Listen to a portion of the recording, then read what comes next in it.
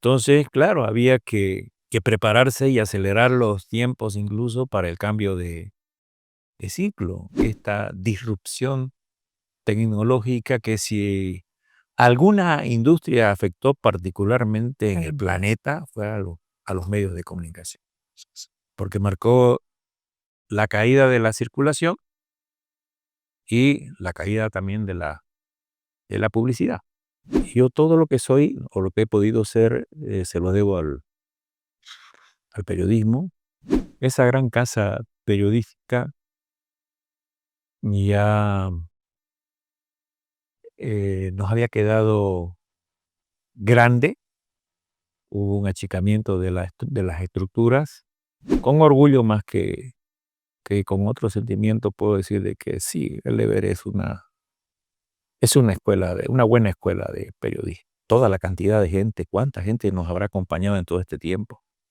Estamos en una etapa de transformación porque no hay cómo quedarse en la inamovilidad o en la inercia, hay que estar siempre detrás de las tendencias, de lo que la gente está buscando, de cómo se está informando. Ya ahora la gente no lee mucho, quiere que en un segundo, en un minuto usted le cuente toda la Bueno, historia y sobre todo le muestre más imágenes que otra cosa.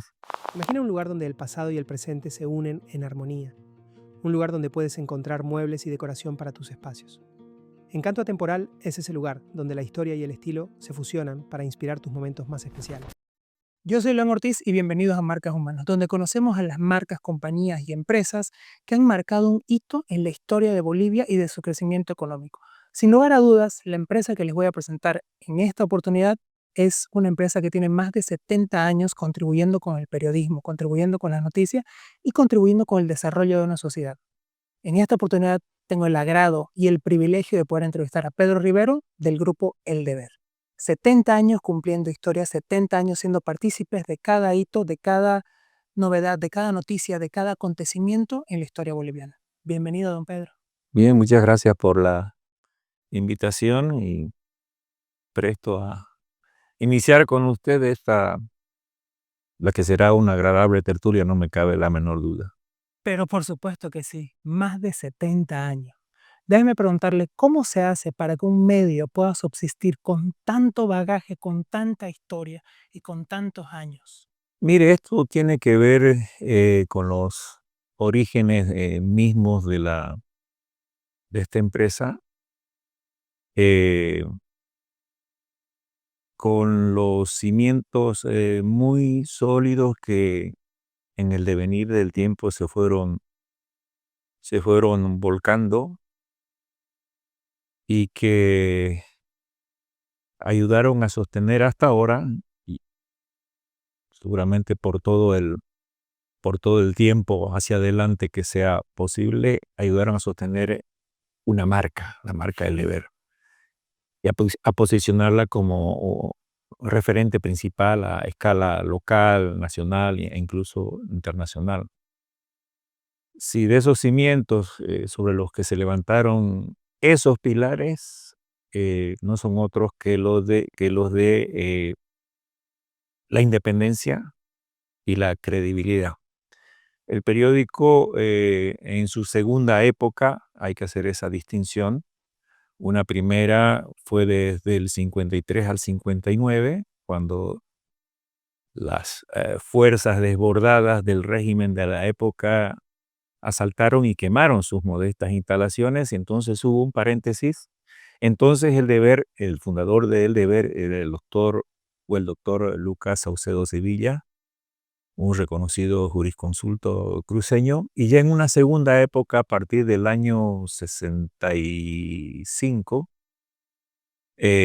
ya bajo la dirección de mi padre, pues el Deber eh, se hizo prácticamente de la nada con el esfuerzo de una familia. Antes, creo necesario remarcar, mi padre tuvo algunos otros emprendimientos periodísticos como Diario del Oriente, que fue fundado por él, no tuvo mucho tiempo de circulación, y él también prestó sus servicios, era estaba en la redacción de un periódico Progreso, que fundaron en Santa Cruz los hermanos Bilbao de Cochabamba, antes de ya asumir hasta el último de sus días la dirección, la conducción del deber y de convertirse en nuestro guía, en nuestro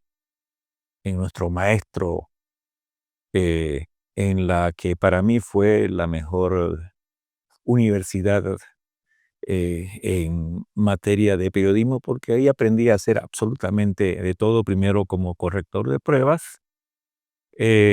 También hubo un tiempo en que para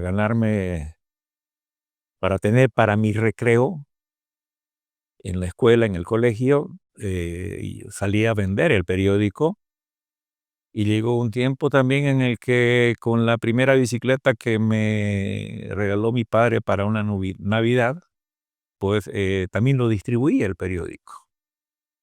Y llegaba, bueno, ahora ya la ciudad pues se ha expandido una enormidad, pero llegar, por ejemplo, al barrio El Paraíso detrás del avión pirata era mucho. una especie, una odisea, porque además era bien de mañanita y uno tenía que lidiar con los perros que salían detrás de los cercos de Kubuchi a querer morder los garrones y había que pedalear rápido. Y recuerdo, hay como una anécdota, uno de los mejores vendedores en ese tiempo del deber era un señor no vidente, ¿Ah, sí? no vidente, don Nico se llamaba. Tenía su puesto de venta en el Mercado Nuevo, en la calle, que todavía funciona en la calle Sucre y Cochabamba. Entonces yo llegaba puntualmente con su paquete de periódicos y no solamente había que entregárselo, sino había que leerle los titulares de la portada. Y él los memorizaba y a veces yo de ir al colegio pasaba por el Mercado Nuevo, se llamaba entonces, o Mercado Central, y lo escuchaba a don Nico voceando a voz en cuello los titulares que yo le había leído horas antes, e incluso llamándole algo de su cosecha ya propia, para atraer a más lectores, y sin duda tenía, tenía convocatoria porque era uno de los mejores, en esos tiempos, de los mejores vendedores del deber. Así que, bueno, mi andadura por el periódico fue diversa, extensa, ¿no? Eh, Cubría informaciones generales en los primeros años, tenía algunas fuentes asignadas y después, como yo era un apasionado por el deporte, pues terminé finalmente recalando en el área deportiva. Ajá. Estuve como 20 años, 20 de los más de 30 o 40 que tengo en actividad. Y fue sin duda una experiencia extraordinaria porque gracias al deporte y a las posibilidades que especialmente ofrecía el fútbol en esos tiempos, pues pude recorrer prácticamente todo el continente cubriendo las actuaciones de equipos cruceños en particular, de selecciones en eliminatoria. Entonces me conocí prácticamente toda Sudamérica, parte de Centroamérica y también en, en Norteamérica, ¿no? En los Estados Unidos especialmente. Difícilmente yo hubiera llegado a ser lo que soy sin estar asociado mi nombre a la marca. El deber. Sí. Yo al deber le debo absolutamente todo lo que soy y ni qué decir al que fue mi mentor y mi maestro. De mi padre aprendí absolutamente todo, a veces ¿Con mano dura? con cocachos, con mano, no diría con mano dura, pero con mucha firmeza, ¿ya? Y para que uno no vuelva a incidir en el error. Así que eh, soy un profundo agradecido con este oficio que abracé. Creo que yo tengo tinta en las venas en vez de sangre, porque recuerdo nítidamente todos mis pasos eh, por el deber, como le decía, cuando corregía, empezaba a corregir pruebas. Y me fascinó ver el trabajo artesanal de los entonces trabajadores gráficos que armaban las páginas o los textos pieza por pieza. ¿Cómo era más o La menos? tipografía era una caja chivalete, le llamaban, ya, con divisiones, pequeñas divisiones donde tenían, bueno, todo el abecedario, los signos, los números, etcétera, etcétera. ¿Ya? Y estos señores, no sé cómo podían hacerlo, pero tenían el texto a un lado, una especie de plancha donde iban acomodando la tipografía, Ya, y mirando el texto iban sacando la tipografía, los tipos, que eran una especie de unos clavitos así, muy chicos, con la letra impresa en uno de los bordes, ¿ya? Y los iban colocando, pero con una rapidez. con una rapidez y con una precisión. Claro, a veces ponían un tipo volcado y todas esas cosas. Para eso después, antes de que todo ese trabajo artesanal fuera a la máquina impresora, eh, era sometido a revisión. Claro, Entonces le pasaban un rodillo con tinta, papel húmedo, y salía y ahí sobre ese papel, se corregía. se corregía con un lápiz rojo, ¿no? De acuerdo incluso de los signos, cuando una letra estaba volcada, cuando había una letra de más. Entonces esa fue mi primer pega en el periodismo, antes de salir a caminar las calles talón, planta y punta, y conocer las fuentes y que las fuentes lo conozcan a uno. Y así de a poco fui ascendiendo, eh, y llegar a esta situación más de 50 años ya. No puedo olvidarme de toda la gente que nos ha acompañado en tanto tiempo, desde los gráficos, muy sacrificados de ellos. Este surazo me hace acordar, por ejemplo, a un problema que tenían los trabajadores gráficos, los que manejaban la tipografía. Ocurre que con el frío tan intenso en esos tiempos como ahora, se les entumecían las yemas de los dedos y les quitaban sensibilidad. ¿Y cuál era el desensibilizador entonces? Unos traguitos de agua de alcohol, Para calentarse, para ¿verdad? para calentar el cuerpo, digamos, ¿no? Entonces ya recuperaban La movilidad. la movilidad, pero hasta ahí nomás, ¿no? Así que, va a disculparme No, lo desordenado de mi intervención, no se preocupe. pero, a ver, son tantas cosas que a uno se le vienen a la cabeza, como también el olor al plomo fundido. Ya, El Progreso, el periódico Progreso, que funcionaba sobre la calle Chuquisaca, antes de llegar a las oficinas, donde eran las oficinas de Entel, creo que trajo las primeras linotipos, que eran unas máquinas que funcionaban, su insumo eran el plomo fundido. ¿cómo así?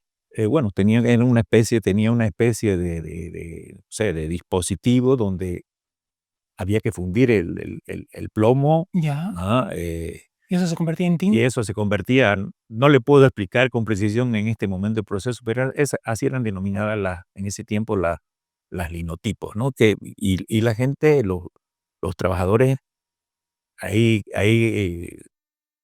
terminaban de armar las páginas, de elaborar los textos en base a los originales, ¿no? Entonces, ese olor a tinta y a plomo como que me provocó un estado de embriaguez, en el buen sentido de la palabra, que Claro, me dura hasta el hasta día. hoy, ¿no? Así que difícilmente, em, em, haber cimentado una trayectoria, sin haber conocido a tanta gente en diferentes niveles, escalas entre gráficos, entre colegas en la redacción, secretarias, en fin, directores, ejecutivos. Yo tuve el privilegio de trabajar mucho tiempo en la área deportiva, un buen tiempo con Bismarck Trailer, Macri Flores, un extraordinario relator de fútbol. También compartimos tareas con quien es mi compadre hoy en día, Fernando Number Zambrana, papi. Así que de todos ellos algo Se aprende. algo aprendí. Y ni qué decir, ¿no? Con el contacto con autoridades o con la gente en los mercados, en las protestas, em, en fin, donde quiera que se generara la noticia y donde quiera que se hacía falta alguien que pudiera transmitir lo que está pasando sin ningún tipo de condicionamiento, ¿no? ¿Cuáles son estos aprendizajes que usted rescata de su papá, pero que trae aquí al presente al día de hoy? Mire, yo soy un obsesivo por la buena escritura, ¿ya? Y mucho ayuda, entre otras cosas, la lectura, leer libros, no solamente libros de autores diversos, pero Pero leer. leer. Claro, sí, mejor si es un buen libro, cualquier otro. Mi padre era un lector compulsivo, y recuerdo alguna anécdota suya, que tenía un libro de, ¿cuántas páginas serían? Unas 600 páginas, ¿ya? Y lo veía ahí siempre, ¿no? Sobre su escritorio, ¿ya? Y yo le preguntaba: "¿Y cuándo vas a terminar de leer De libro. este libro? Ya llevas tiempo con el libro aquí encima", y tenían sus hojitas ahí, ¿no? "Vos sabés", me decía, ¿no? "Que no me gusta nada este libro, pero ya lo empecé y tengo que terminarlo", y lo terminó. Entonces, la lectura ayuda muchísimo en el oficio, especialmente, en la redacción, en la elaboración de textos, ¿no? Y creo que esa es la parte más complicada ya en la tarea periodística, y con todo respeto va una reflexión o una inquietud, más que reflexión, a las carreras de comunicación social y también, de periodismo, ya que incidan, mayormente en la redacción. Nosotros hemos tenido, eh, algunas experiencias con chicos que llegaban, con títulos profesionales como comunicadores o como periodistas, pero al momento de sentarse frente al teclado, tenían enormes dificultades para redactar. Y una buena redacción tiene que venir aparejada, pues, también con un control de calidad que debe ser riguroso, porque uno no escribe para uno, escribe para Para el los demás, público, ¿no? para los Claro. demás. Entonces, a mí me incomoda tener un mal texto o algo que no encaje en lo que se puede considerar como una buena lectura. Y no es que yo me considere un erudito, ni un experto, ni mucho menos. Yo sigo aprendiendo todos los días, ya, pero eh, lo mío es obsesivo, con la buena escritura, ya, y yo le recomiendo a los periodistas echarle una segunda revisada a tu texto. Te va a demandar en 10, 15 segundos, pero vale la pena. Me pasa a mí porque a veces A uno, todos nos puede a pasar. todos, sí, encontrás de repente que este párrafo debería ir arriba y este otro abajo, y de repente aquí está repetido esto y esto otro, ¿no? Entonces, tiene que ver esa paciencia y esa Pasión, pues también, con ¿no? la pasión, sin caer en el extremo, ¿no? De ser perfeccionista, de no, porque a uno igual Sí. se le van los errores por más empeño que uno le ponga, pero siempre hay que reducir, eliminar La mayor lo cantidad que de se llama el margen de error, ¿no? En en la escritura y en la elaboración de textos, ¿no? ¿Qué significa para usted el periodismo? Todo, todo, ya yo le dije y lo ratifico sin dudarlo, yo todo lo que soy o lo que he podido ser, se lo debo al periodismo, a la marca que construimos entre todos, más allá de ser un emprendimiento familiar desde sus comienzos. Toda la cantidad de gente, cuánta gente nos habrá acompañado en todo este tiempo. Así que soy un reconocido con todos ellos. Y no sé, posiblemente de no haber, de no haberme picado tan temprano el bichito, de no haber acompañado tantas noches a mi padre, a veces llevándole el abrigo, o llevándole la cena, o llevándole el termito con café. De repente me hubiera dedicado a otras de mis, o hubiera decidido eh, mm, por otra profesión o por otra actividad, ¿no? Yo era muy apasionado por los aviones. Pensé estudiar para Aviación. aviación. eh, Después también tenía obsesión por los fierros. ¿Ah, sí? Sí, y con un amigo incluso hicimos los planes para irnos a estudiar mecánica al Brasil, a San Pablo, técnico, no sé qué, técnico mecánico, alguna cosa de esas, porque todo lo que caía a mis manos yo lo desarmaba y lo volvía a armar. Y en un vecindario, en uno de los primeros vecindarios donde yo me crié, pues había justo cerca de la casa un señor que era camionero, que transportaba madera o troncas del norte, y era mecánico. Así que yo andaba siempre husmeando entre los fierros y dije, esto es lo mío. Y se lo transmití a un compañero que también coincidió, vámonos, nos vamos, nos vamos.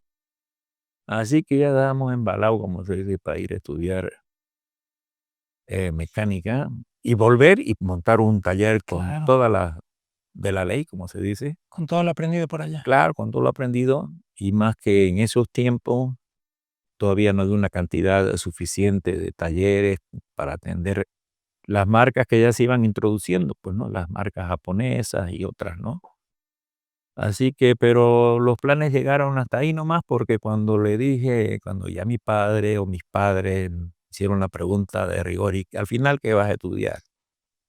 Como me descartaron de plano lo de la aviación, pues, también, eh, rotunda fue la negativa de lo de técnico mecánico, ¿no?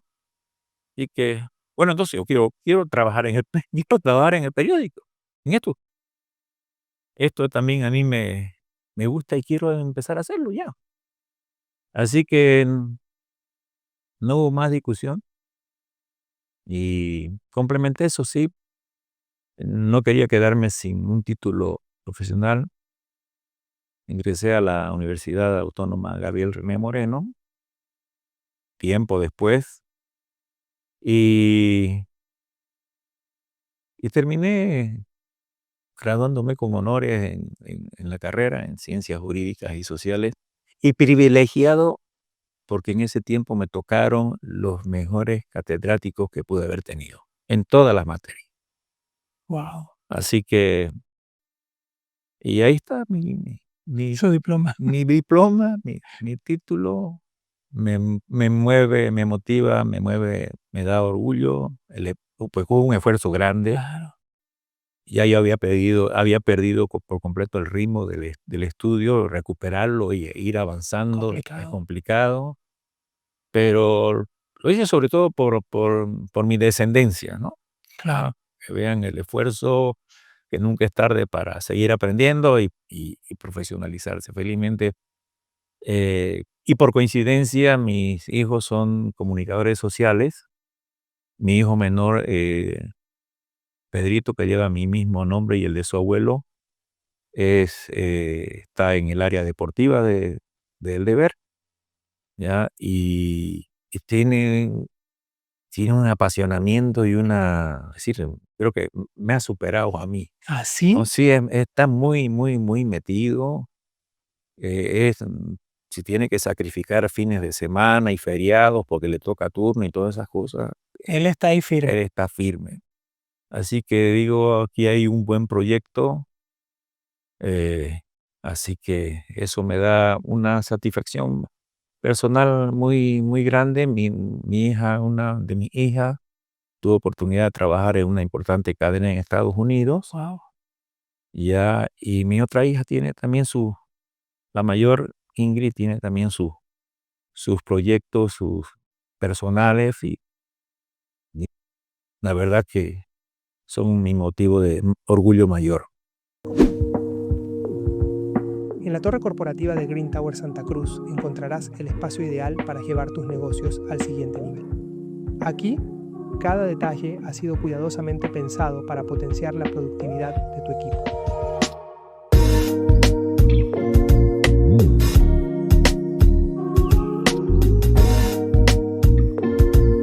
Agenda una visita y conoce tu próxima oficina. Hablando de que El Deber ha sido una escuela y de que ha formado muchos periodistas a lo largo de sus 70 años, ¿cuáles nombres a usted se le vienen a la cabeza que aún recuerda?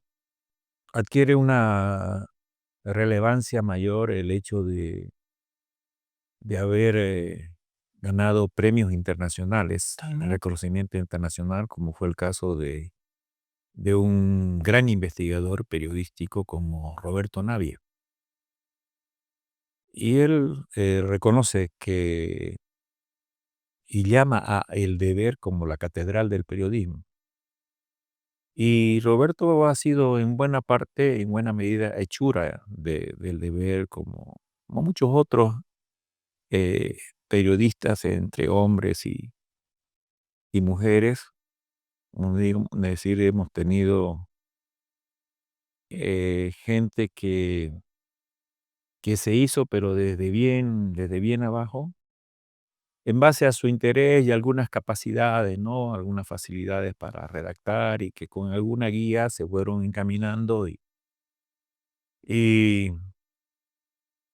lo terminaron haciendo muy, muy bien, ¿no? Así que eh, usted lo ha señalado y yo con orgullo más que con otro sentimiento puedo decir de que sí, el deber es una escuela, una buena escuela de periodismo. ¿Quiénes han pasado por esta escuela? Oh, la lista pues es Que se acuerde. es larga, ¿no? A ver, de los últimos tiempos, pues bueno, Tufi Area, que ha sido jefe de redacción, Mónica Salvatierra de igual manera, también nos acompañó Maggie Talavera. Wow. Y Son era- grandes de la industria. Sí, sí, sí, sí, sí. Bueno, estuvo un tiempo Fernando Number. Juan Carlos Solar es otra figura que se llegó a destacar y terminó, creo que, ligado al municipio, a la alcaldía municipal. eh, Roberto Aguirre, eh, bueno, hubiera traído El listado del copy. el listado, porque realmente eran Muchas figuras, ¿no? muchas figuras, ¿no? Alfredo Rosas, allá por los años 60, 70, de los primeros que empezaron a acompañar a mi padre en las andaduras del deber, ¿no? Ujú. Eh, y bueno, y otros colaboradores, ¿no? Mario Rueda, entre colaboradores, ya como columnista destacado, Mario Rueda Peña, gran periodista también en su tiempo. El mismo Carlos Mesa era columnista nuestro. Ya el inolvidable Alfonso Prudencio Pavlovich. Usted de repente no ha tenido oportunidad, no tuvo oportunidad de leer alguna de las sabrosísimas columnas de sátira política y humorística que no tenían parangón. Así que, pero con estos nombres que he mencionado, puedo dar fe de que fueron unos aportes tanto como al periódico, a la marca, también en lo personal me pude nutrir, compartir experiencias y también nutrirme de sus conocimientos, ¿no? En toda su carrera dentro del periodismo, ¿hay algún momento o alguna parte en particular que lo haya marcado a usted como periodista? Mire, de repente los que han tenido que ver con hechos catastróficos, recuerdo la riada de 1983, contar y recrear, no digo recrear, sino reflejar el drama de tanta gente Com que sufrió con una crecida intempestiva del río Piraí. Creo que nunca en la historia ese río, ahora de aguas se casi dio un la mansas, ¿no? Se convirtió en una corriente de trágica, de muerte y desolación, ¿no? Yo recuerdo haber estado días antes apenas de que ocurriera esa tragedia, que se cobró cientos, un número no determinado de víctimas, Guau. haber estado en unas cabañas de un muy querido hombre ligado a la gastronomía, don Osman Choco Castedo, justo en casi bueno, a unos 200 metros de la orilla del Piraí, a la altura donde está el botánico, Okey. el jardín botánico. Ya, estuvimos en un almuerzo familiar, no sé si era un fin de semana, y a los 2 o 3 días llegó Riado. esta riada, esta correntada terrible, arrastrando sedimento y un montón de cosas, y cubrió absolutamente todas las instalaciones donde habíamos estado, días antes. Tanto que apenas se divisaban sobresalían las copas de algunos árboles o palmeras que estaban ahí pudimos ver en el lugar, ¿no es cierto? Entonces, em,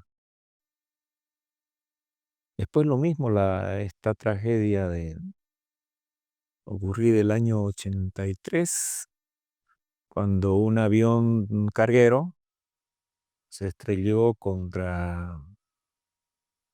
o tuvo un aterrizaje forzado, porque venía ya con un fallo desde el momento de su despegue en el Ujú. Trompillo, impactó en parte de la escuela normal que está ahí justo en la esquina, esta avenida, no recuerdo el nombre, pero es la avenida del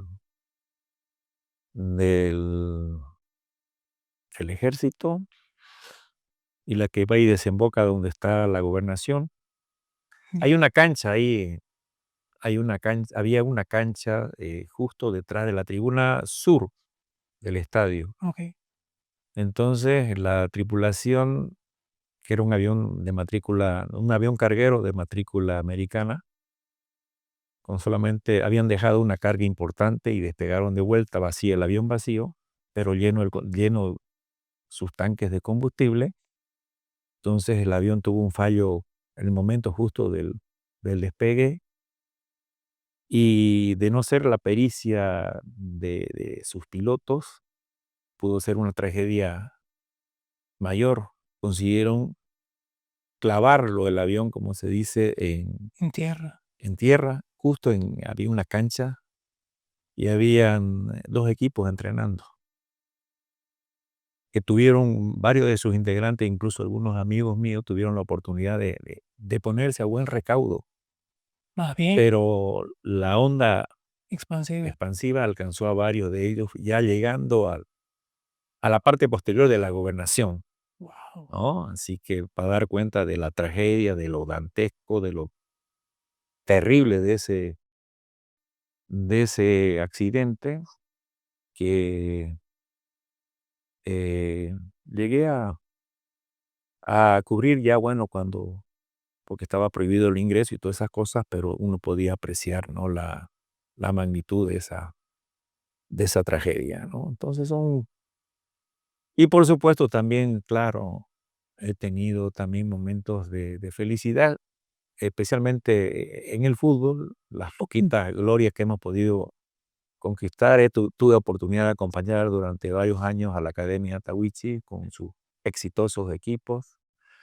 Algún éxito ahí pasajero en Copa Libertadores, algún equipo que logró su avance a una fase siguiente, o también la selección que nos llevó al 94. al Mundial del 94 en Estados Unidos, con un personaje de los que más me ha impresionado, como Javier Ascargo, con una personalidad Ya. ¿Por qué le impresionó? extraordinaria, bueno, por sus conocimientos, y me di cuenta al tiro que con Ascargorta no había lugar, hablo de los periodistas, no había lugar a improvisar ni a preguntar cualquier cosa de esas, ¿no? Porque él era muy, muy frontal, muy tajante, o sea, había que esforzarse para realizarle Una buena una pregunta. buena pregunta, y ser preparado Claro. ¿no? Para hacer una buena pregunta, porque era una persona con una trayectoria y con una experiencia como periodista, como entrenador, en fin. Así que fue uno de los personajes que, además de mi padre, pues marcó mis trayectorias, especialmente cuando yo cubría deporte, fútbol en particular. Con la renovación y la tecnología, ustedes como un medio impreso, ¿cómo fue que afrontaron este cambio y cómo los ha llegado a afectar o a beneficiar? Que no había alternativa. ¿Cómo fue que llegó la Es decir, cómo se adaptaron? la disrupción tecnológica empezó en otras partes del continente, y era inevitable su llegada más temprano que tarde a nuestro medio. Entonces, claro, había que prepararse y acelerar los tiempos, incluso para el cambio de ciclo, Claro. para encarar de la mejor manera posible esta disrupción tecnológica, que, si alguna industria afectó particularmente en el planeta, fue a los medios de comunicación, porque marcó la caída de la circulación y la caída también de la publicidad. Okey. La publicidad puede representar hasta un 30 y pico por ciento, 33, 35% El ingreso. de los ingresos. Y el otro saldo, bueno, la lectoría, ¿no? Eh, Hay no olvidar que absolutamente todos los insumos de un periódico, del papel, del impreso, son importados. Papel, Sí. tinta, sí, absolutamente todo. Desde el papel, ya, que es importado, nosotros traemos papel de Canadá, a veces de Chile, y cada vez hay ajustes que no son del 0,1%, sino son del 10, 15, Guau. una locura. Y lo mismo, tintas, películas, etcétera, etcétera, etcétera, porque absolutamente todos esos materiales no se producen en el país. Así que hay que traerlos de afuera, y hubo que adaptarse, pues, a las nuevas tendencias, Mm. ¿no? Ahora los lectores están ya, bueno, están casi en proceso de extinción, quienes todavía Abren el periódico abren el físico. periódico, lo quieren tener, ¿no? Eh, bueno, hay, sobre todo los jóvenes, pues ya están más conectados con Con lo digital. con lo digital. Ahí eh, pegan un clic y ven lo que les gusta, y así, y así, y así. En lo mejor y en el auge de la época del deber como un medio impreso, ¿cuánto era el tiraje en aquel momento versus ahora? Bueno, el Deber tuvo picos de hasta 70,000 u 80,000 ¿Ejemplares? ejemplares, especialmente los fines de semana. Día. fines de semana Ya. especialmente, ¿no? Y después entre 40, 50 y algunas ediciones especiales que podía llegar a bordear los 100.000 ejemplares. Claro, ahí también se explica, no hay una gran lectoría, ni en los mejores tiempos de leer había una gran lectoría, ¿no? Y había que competir además. Claro. En los primeros tiempos había que competir con los grandes periódicos de La Paz. Me refiero a Presencia, que ya desapareció, y a El Diario. Después también había Hoy, que revolucionó con un suplemento deportivo muy completo. Eh, y recuerdo que, bueno, en ese tiempo, estoy hablando entre los 60 y los 70, ya en Santa Cruz circulaban 5 periódicos, entre ellos El Deber, que era el más modesto, el más liquichiri, como se dice, ¿no? El más débil. Eh, y creo que gracias a una gestión que hicieron en conjunto, los directores o los dueños de esos periódicos, entonces se consiguió como gran cosa que los periódicos de La Paz no llegaran en el primer vuelo del Diario Boliviano, sino llegaran en el vuelo de las 11 para permitirle a los periodiquitos Que puedan que puedan vender surgir de su, claro. vender su limitada edición en las primeras horas de la mañana, ¿no? Pero ya después, con el devenir del tiempo, bueno, ya desapareció Presencia y por supuesto que El Deber comenzó a crecer, a consolidarse y a convertirse en el referente principal de entre los medios de comunicación impresos en Santa Cruz. Y como le decía, ya en estos tiempos de modernidad y de enormes, portentosos e inimaginables saltos de la tecnología, pues bueno, hay que adaptarse para seguir sobreviviendo. Quiero que me diga cuál ha sido la clave del éxito de por qué El Deber ha logrado mantenerse como un medio impreso versus otros que han ido falleciendo a lo largo de la historia. Hay razones diversas, ¿no? Pero yo prefiero ocuparme de lo que lo mantuvo firme y mantiene hasta ahora firme a él Deber. Eh, Su fidelidad con su público, y que mantuvo y mantiene muy sólidos, inquebrantables, los pilares de la independencia y de la credibilidad. Con independencia se refiere a A no depender de patrones ni de arriba ni de abajo. Eh, y bueno, la credibilidad es esencial en los medios de comunicación y es algo que, ojo con perderla, ¿no? Porque no se la recupera nunca. nunca, ¿no? Aún recuerdo cuando el Deber estaba sobre el segundo anillo en ese edificio magnífico y ahora se han trasladado, se han cambiado de casa. ¿Por qué es que sucede este cambio? Bueno, porque ese esa gran casa periodística ya nos había quedado grande. Hubo un achicamiento de las estructuras, Claro, por el cambio de medios también. claro, ¿no? Entonces, y era muy costoso el mantenimiento. Son Gigantesco ese edificio. cinco pisos, 5 plantas. Y desde años anteriores, sin que estuviera a la venta, ya teníamos Alguien que, alguien que que quería. estaba interesado en comprarlo, en comprarlo. Hasta que finalmente se tomó la decisión de transferirlo, de venderlo a un buen precio, porque ya como le explicaba, los costos de mantenimiento, y porque era una estructura demasiado grande, ya eso impulsó esa decisión. Ahora con las nuevas oficinas, con este cambio y revolución de los medios, ¿qué se viene con el Deber? Mire, estamos en una etapa de Porque ahora es multimedia. sí, multimedia, sí, ¿no?